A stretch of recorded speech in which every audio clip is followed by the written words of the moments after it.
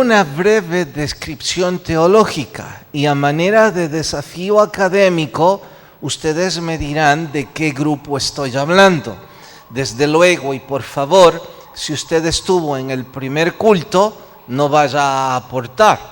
Insisto, de exclusividad a los que antes no lo escucharon y a manera de desafío académico, díganme a qué grupo estoy describiendo. Son monoteístas, significa que creen en un solo Dios. Están plenamente conscientes y convencidos de que la Biblia es palabra de Dios. Creen en Jesús como el Hijo de Dios. Saben muy bien que murió y que resucitó al tercer día.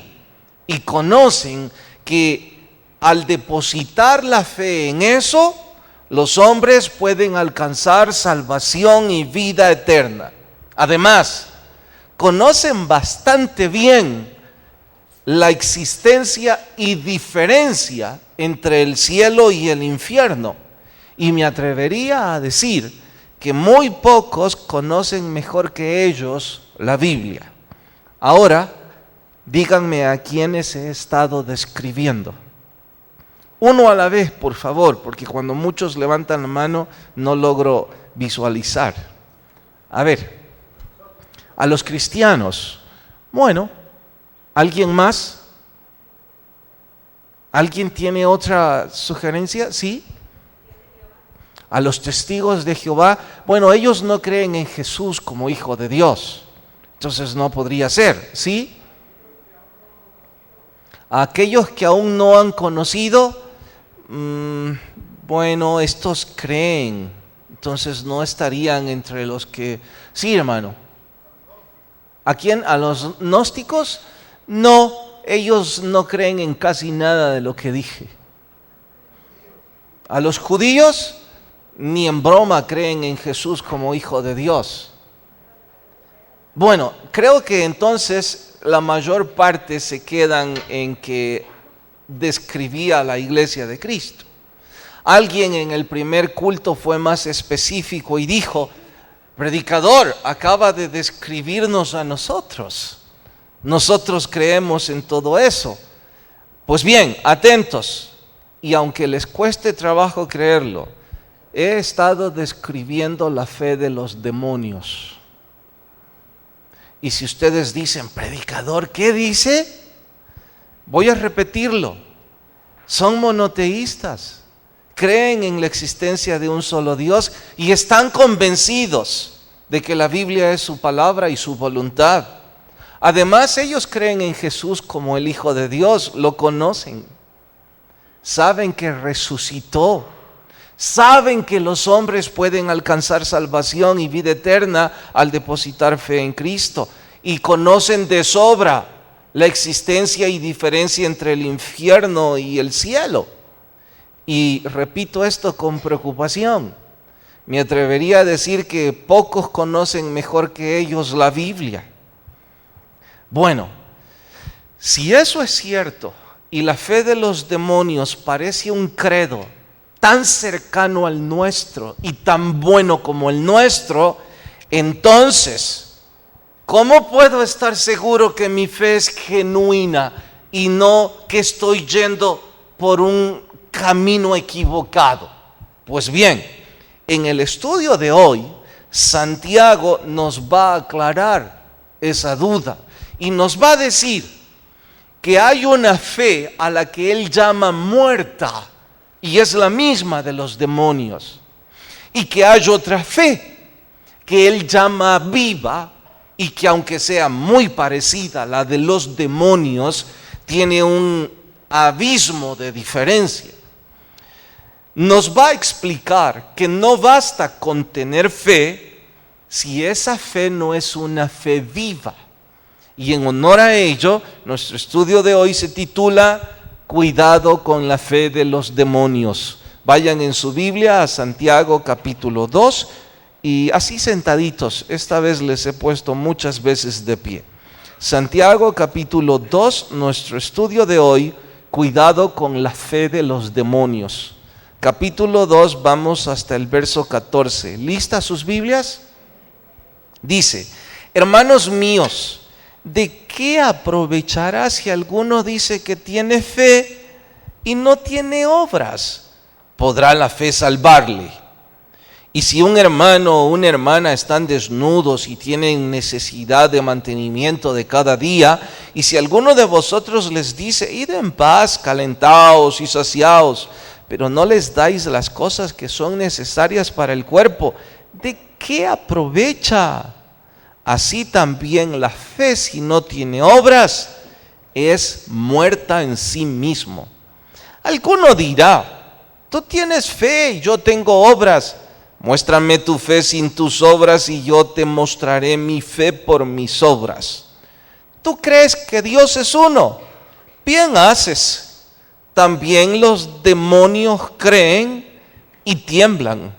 Por cierto, y a propósito, no di esta característica en la descripción. No solo el credo es tan parecido al nuestro, sino que además ellos tiemblan ante la presencia de Dios. Y algunos cristianos, quién sabe. Sigo leyendo. Verso 20. Mas quieres saber, hombre vano, que la fe sin obras es muerta. Y da una explicación extra. Hasta ahí leemos y oramos. Te ruego, Señor, utilices mis labios para ser de ayuda a otros, y que ellos y yo podamos recibir edificación en el estudio de tu palabra, y nos esforcemos por una fe viva. En tu nombre lo pedimos. Amén. Hay que tomar en cuenta los antecedentes de la carta para tomar con mejor hilo cada uno de estos estudios. En honor a ello y a manera de retroalimentación muy rápida, digo: Santiago escribió esto a creyentes judíos que estaban huyendo de la persecución del Imperio Romano. Habían sufrido pérdida de sus empleos, sus familias se habían separado, penurias financieras y todo tipo de adversidades. Eso provocó en estos un sentimiento de mecanismo de defensa equivocado. Digo equivocado porque en lugar de ayudarse unos a otros, se estaban atacando unos a otros. Por eso Santiago les dice en los pasajes anteriores: personas de doble ánimo. Les exhorta también respecto a su punto equivocado en cuanto a los ricos y los pobres y otras cosas más. Como ya ha aventajado en la carta esos asuntos, ahora dice: mire, el problema de todo esto es que la fe de algunos de ustedes es una fe muerta. Es la misma fe que los demonios practican. Y eso no le aprovecha de nada, no le sirve para nada. Quizá el título de mi estudio ha sido un poco amarillista al decir: cuidado con la fe de los demonios. Pero lo cierto es que aunque suene amarillista, es muy cierto el pensamiento, porque algunos practican esa fe. Entonces hay que escudriñar y descubrir cuál es la fe viva y cuál es la fe muerta. Debo comentarles que esta carta durante mucho tiempo fue vista por Martín Lutero y sus seguidores como una carta de hojarasca. Le llamaban así porque insistían en que esta carta contradecía la carta que Pablo escribió a los romanos, en donde dice: el justo por la fe vivirá, no por obras, para que nadie se gloríe. Ahora ellos decían: ¿de dónde saca este señor que necesitamos obras para ser salvos? Santiago nunca dijo eso. Jamás en su carta Santiago dice que se necesitan obras para ser salvo. Estas dos cartas, refiriéndome a Santiago y a la que Pablo escribe a los Corintios, lejos de contradecirse, se complementan. Y todavía me sorprende por qué Lutero y sus seguidores no fueron capaces de ver eso, que a mi juicio está a simple vista. El asunto es este: Santiago solo quiere poner en evidencia que algunos lo que tienen es una pantomima religiosa a la que le llaman fe. Que cuando alguien tiene una fe genuina, tiene frutos como consecuencia de su fe. Y quizás a manera de ilustración, como para poner una fundación antes de continuar, diría: voy a colocar aquí un árbol y a mi derecha otro. Serán dos árboles muy conocidos por todos nosotros. Están por las calles en donde caminamos, algunos los tienen en sus jardines, y quienes se criaron en el campo, pues con mayor razón pueden identificarlos con sencillez. Los que crecimos en la ciudad, que de vez en cuando no prestamos atención a la belleza de la naturaleza, se nos dificulta, pero aún son tan sencillos, tan comunes para nosotros los citadinos, que aún nosotros podemos decir con rapidez: ese árbol es de X o Y cosa. Así es que aquí hay un árbol de una especie distinta a esta. Les pregunto, ¿cómo ustedes me dirán a qué especie pertenece este árbol? ¿Cómo sabrán? A ver, levante la mano alguien. Sí, hermana. Por sus frutos. Únicamente. Pero más específico: por sus flores, por su tallo, por sus hojas. Bueno, esas son las cosas que identifican a un árbol.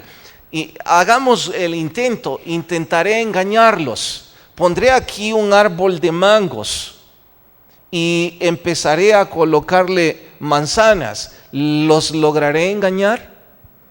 No, es que hay muchas características del árbol de mango que no permiten que, aunque cuelgue una manzana, les engañe. Ustedes conocen la forma de sus hojas, el verdor de esas hojas, el tamaño de ese árbol. Bueno, Santiago está diciendo: si alguien tiene una fe viva, tiene hojas, tiene frutos, tiene flores, tiene un tallo, tiene un color específico de ese árbol. Y cierto es que hay árboles mucho más fuertes, mucho más hermosos, con más frutos, mucho más nutridos que otros. Otros pueden estar siendo comidos por las plagas, otros no tienen suficiente agua, pero igual sabemos de qué especies son, porque su tallo, sus hojas, sus frutos, sus flores los identifican como un árbol de mango. De igual forma, dice Santiago, si alguien tiene una fe viva en Cristo, tendrá frutos, tendrá un color específico de esa fe viva, tendrá un tallo, y claro que habrá algunos tan fuertes que han crecido espiritualmente más que otros. Habrá otros que por su misma indolencia las plagas han carcomido su santidad, pero árbol de mango al fin. Entonces, él está tratando de decirle a quienes escribió: por favor, hagan a un lado su pantomima religiosa, excusándose en que tienen un buen credo, cuando no tienen fruto alguno. Y es que nadie puede poner en duda el credo doctrinal de los demonios. Y les desafío a esto: no se les ocurra discutir doctrina con los demonios, porque lo más seguro es que nos aventajan, conocen más y parece que estudian la Biblia más que algunos. Así es que nadie pondrá en duda su ortodoxia, no vamos a poner en duda la pureza de su doctrina, pero asunto claro, no se trata sobre su conocimiento académico, se trata sobre su fe. Y la única manera de ratificar su fe es a través de sus obras. Si esto fuera una clase de matemáticas y no una instrucción bíblica, tomaría un pizarrón y ocuparía una especie o dos especies de ecuaciones para explicarlo. Imaginen la pizarra e imaginen la ecuación. Atentos a esto. Santiago dice que una fe muerta es igual a ¿qué cosa? Una fe muerta es igual a ¿qué cosa? Ahora, si no tienen la respuesta inmediata, lo voy a poner en contraste. Una fe viva es igual a ¿qué cosa? A obras. Exacto. Y mire que no dije fe más obras es igual a una fe genuina, porque eso sería a la fe agregarle obras. Santiago no le está agregando nada a la fe. Santiago está diciendo, en efecto, el justo por la fe vivirá, y no por obras, para que nadie se gloríe. Pero todo el que tiene fe tendrá obras.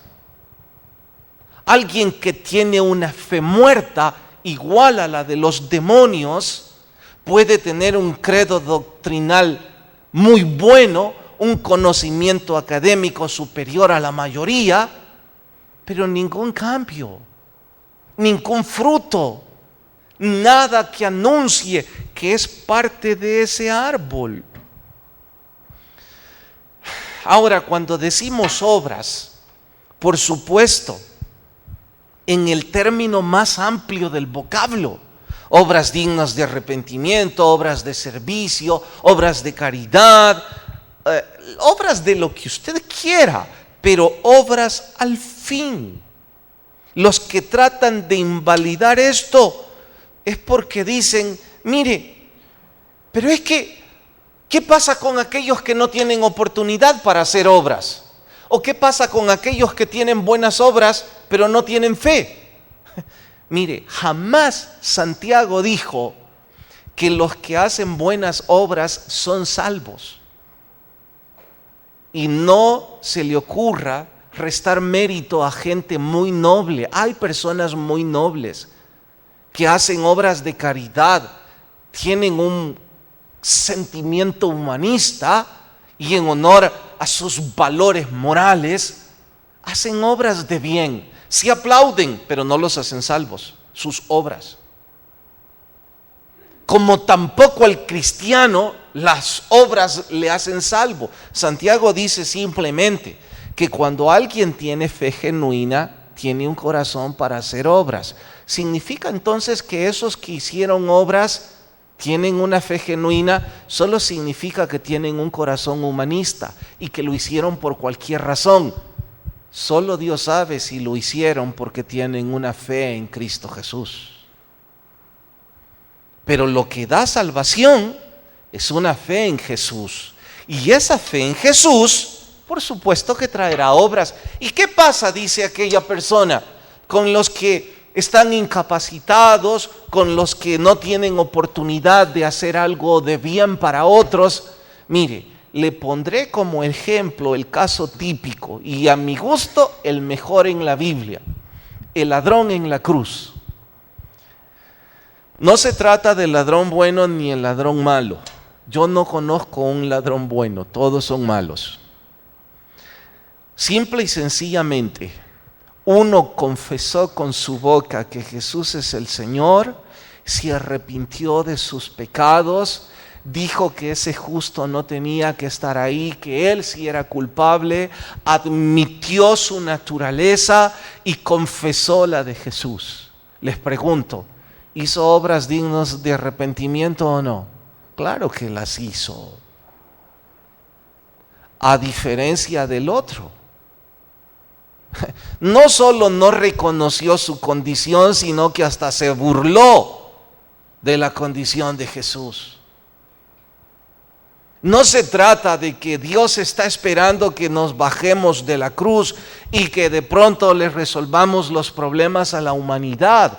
Solo está diciendo Santiago que aquel que realmente tiene obras tiene una actitud distinta hacia la vida, independientemente de que aún no tenga un credo doctrinal lo bastante grande como para debatir respecto a principios bíblicos. Tiene un cambio de actitud. Y esa debería ser la pregunta para usted y para mí. Si nosotros tenemos esa actitud distinta en cualquier tamaño. No pondré esta mañana que usted después de 2 meses o de 2 años, usted debería ser un árbol que ya creció 3 metros o que apenas ha crecido unas cuantas hojas. Eso es entre Dios y usted.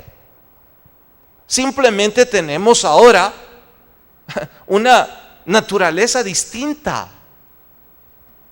Cito el caso de ese buen amigo.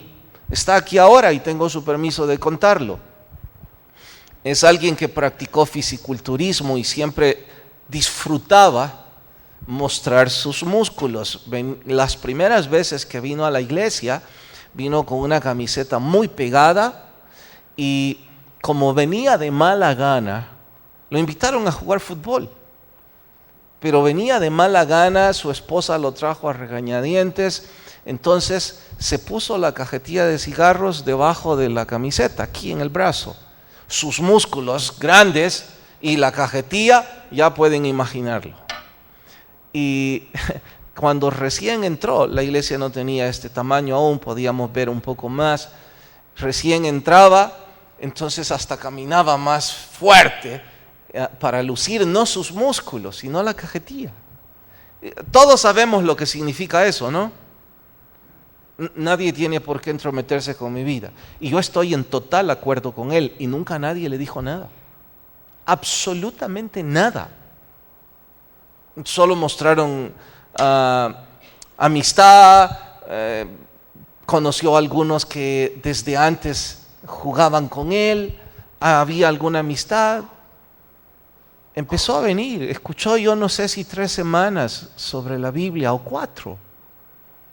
Me di cuenta que de pronto ya no usaba esas camisetas, sino que las traía más holgadas y ya no se ponía la cajetilla. Una de esas veces, 3-4 semanas, no pasó más.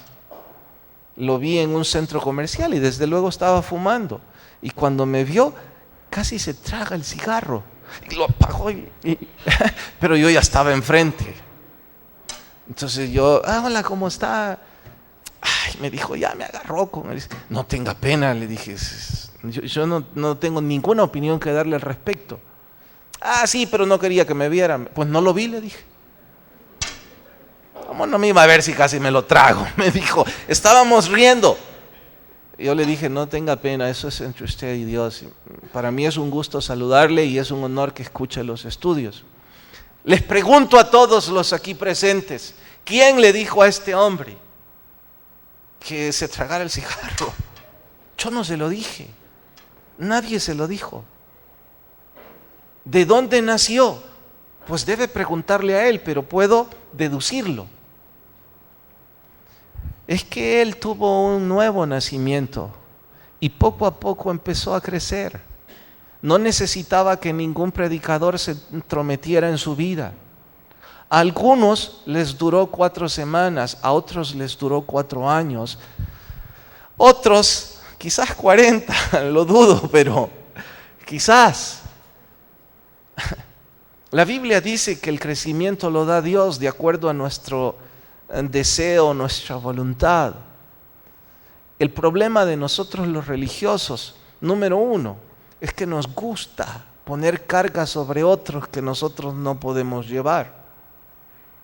Y por eso les obligamos a hacer cosas que nosotros no hacemos. Jesús dice, déjese de pantomimas. Aquella persona que tiene una fe genuina y empieza a estudiar la Biblia, tarde o temprano el Señor empezará a poner una u otra cosa. No necesitará que nadie le esté empujando. El que tiene una fe genuina. El que no la tiene, lo que tiene es únicamente un buen credo, si es que lo tiene. De hecho, Santiago estaba un poco enfadado en este pasaje, porque ya les dije antes, estaban algunos sufriendo penurias, sin trabajo, persecución. Entonces llegaban a la reunión, al culto, sin doble capa o sin capa. En ese entonces una capa era casi un artículo de lujo, debido a la pobreza y a la persecución, y era un lugar donde el frío era terrible. De ahí que les dice, si alguien llega y les pide que comer y no les dan, esto era lo que pasaba. Y Pablo habla de eso en la carta a los Corintios, en donde refiere que al momento de tomar la Santa Cena, lo que hicimos hoy, en ese entonces no usaban una galletita y un jugo de uvas. Lo que hacían era literalmente comer.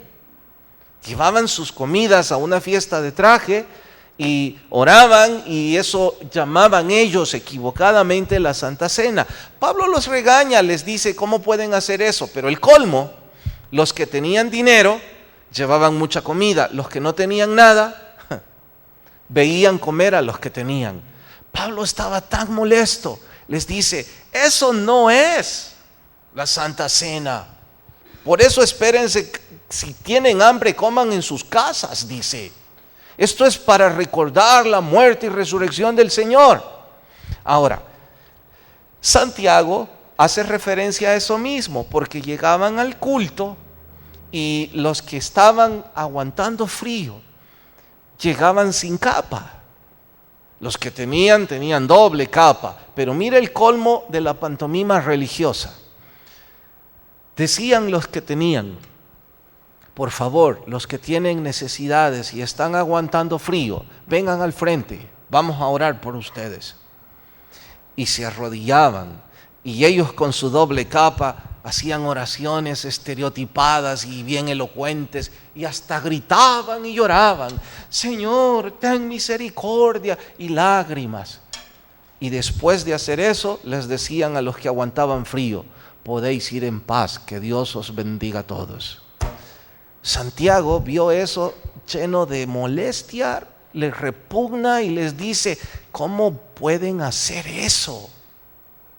Si su fe fuera genuina, se quitarían la capa que les sobra y se la darían a su hermano que está aguantando necesidad. Dejen de oraciones que no suben del techo. Tengan una fe genuina de ayuda a su prójimo. Esas son las obras de las que Santiago habla. No habla de que las obras nos van a hacer salvos. Habla de que cuando creemos en Cristo, empezamos a dar pasos. Y atentos a esto, cierto que algunos dan pasos agigantados, a otros nos cuesta más y nuestros pasos son chicos, pero pasos al fin, pasos hacia una vida distinta. Se dice que la reina llegó a ver una obra teatral y estaba conmovida porque alguien estaba sufriendo en la obra. Sollozó y cuando la obra terminó, efusivamente se puso de pie a aplaudir y llorando. Las cámaras en su rostro y la gente ya no sabía si aplaudir a los artistas o aplaudirle a la reina, porque se sentían compungidos. Tenemos una reina compasiva. Salió del teatro y era una noche de invierno, mucha nieve. Su cochero, que tenía orden de estar de guardia, no se podía mover del coche, no podía moverse del carruaje. Se quedó ahí y murió de frío. Cuando la reina lo vio, dijo, ay, pobre hombre, y se subió en otro carruaje. Eso fue todo. El día siguiente, los periódicos inundados. Tenemos por reina no una mujer con compasión, sino una persona hipócrita, que llora por los artistas, pero no es capaz de llorar por sus propios empleados. Eso grita la actitud de algunos de nosotros. Venir a la iglesia en domingo, levantar las manos cuando oramos, derramar lágrimas, salir con frases estereotipadas, sentimos la presencia de Dios. Pero no somos capaces de ayudar a la persona que está enfrente de nosotros. Y a veces es gente muy cercana a nosotros. De eso habla Santiago. Finalmente, grita como una convicción superficial. Dice, mire, los que tienen una fe vana no han entendido nada.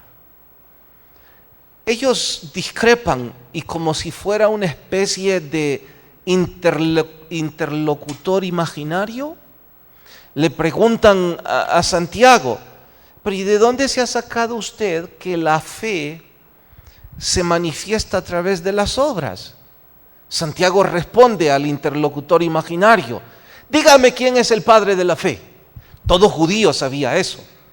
El padre de la fe es Abraham. Está en el siguiente verso, que no lo leo por cuestión de tiempo. El padre de la fe es Abraham. ¿Y usted cómo sabe, pregunta Santiago, que Abraham tuvo fe? El interlocutor responde rápidamente, ¿cómo no voy a saberlo si se sacrificó siendo capaz de entregar a su hijo? Repita eso último, se sacrificó siendo capaz. O sea que Abraham tenía fe porque se sacrificaba por obediencia a Dios. O sea que la fe produce sacrificio. ¿Me estoy dando a entender? Si eso no fue suficiente, Santiago pone más abajo el ejemplo de Rahab, una prostituta, que arriesgó su vida escondiendo a unos espías. Y pregunta, ¿esta mujer con una conducta tan reprochable para los hombres, de dónde se han sacado que tuvo fe? El interlocutor responde, claro que tuvo fe, porque arriesgó su vida al esconder a esos espías. ¿Arriesgó?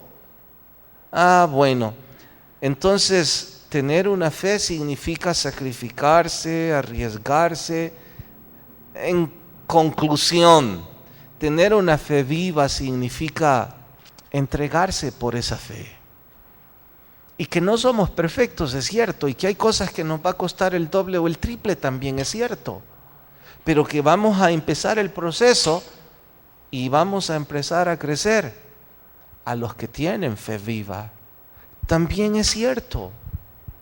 De hecho, los que ya están involucrados y sirviendo en un ministerio, y ese ministerio no arranca de usted ningún sacrificio, ningún esfuerzo, ninguna entrega, yo le pregunto, ¿y usted de dónde se ha sacado que eso es fe viva? No, predicador, mire, yo le enseño la Biblia a los niños, ni siquiera se prepara. No se engañe a usted mismo, a usted misma. Llega al aula a hacer la pantomima, porque los niños no saben que usted no se preparó.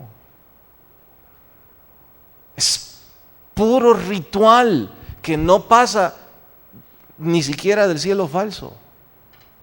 Lo mismo sucede en parqueo, lo mismo sucede en este púlpito, lo mismo sucede en cualquier cosa que usted o yo hacemos sin una entrega sincera de corazón, en donde yo digo, esto me va a costar un poco de esfuerzo, pero me encanta hacerlo. ¿Por qué? Porque mi fe ahora produce cambios. Hay cosas que todavía no las logro hacer. Hay cosas que me llevarán tiempo, sacrificio, esfuerzo, pero estoy encaminado hacia ello. Y eso grita mi fe en Cristo Jesús. Así es que usted decide si su fe es viva o su fe es muerta. Inclinen sus rostros y oramos. Señor, gracias por hablarnos, gracias por poner en nuestros corazones la necesidad de una fe viva. Gracias por gritarme a mí que debo hacer cambios en mi diario vivir y que cada vez que me involucro en hacer algo para ti, tiene que haber una entrega. un esfuerzo, un deseo en realidad de honrarte. Y sé, Señor, que tu Espíritu va a poner eso en mi corazón. Y aquellos a quienes también les hablaste como a mí, gracias, porque tu palabra está produciendo frutos. Y si esta mañana hay personas sin Jesús en medio nuestro a quien les hablaste, toca sus corazones tan fuerte, por favor, que él o ella puedan abrir su corazón a ti. Mientras todos oran, rostros inclinados y ojos cerrados. Si usted ha estado 1 o 10 veces en la iglesia, aun cuando no soy un buen predicador, creo que usted entendió que no se trata de hacer obras, que tampoco se trata de que alguien haga un escrutinio en su vida preguntándole lo que hace o lo que no hace. Esto es entre Dios y usted, nada más. Y si usted siente la necesidad de nacer de nuevo, de ser un árbol que va a producir frutos de bien, el primer paso es recibir a Jesús. No se trata de adquirir compromisos religiosos, de cambiar de iglesia, de volver a venir. Si quiere, no venga nunca más. Pero con fe abra su corazón a Jesús y que sea Dios el que empiece a poner en usted, si es que usted tiene que hacer cambio. Si no, pues no lo haga. Pero eso entre Dios y usted.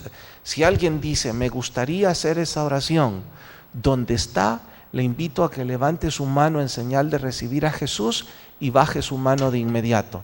Nadie le va a pasar al frente, nadie le va a poner de pie. Esto es entre Dios y usted. ¿Habrá alguien? Alguien esta mañana que dice con valor, levanta su mano y quiere hacer la oración, la baja de inmediato, insisto. ¿Habrá alguien en medio nuestro que toma ese paso de fe y recibe a Jesús en su corazón y me deja orar con usted? Alguien sin Jesús que toma la decisión. Señor, gracias, y los que estamos somos todos salvos, y si hubo personas que no, por favor, déles una nueva oportunidad. Ayúdenos a mantener una fe viva en nuestros corazones y a crecer en tu palabra. Despídanos en su paz, en su nombre oramos. Amén y amén. Dios nos bendiga a todos, nos vemos en media semana, que la paz de Dios nos acompañe a cada uno.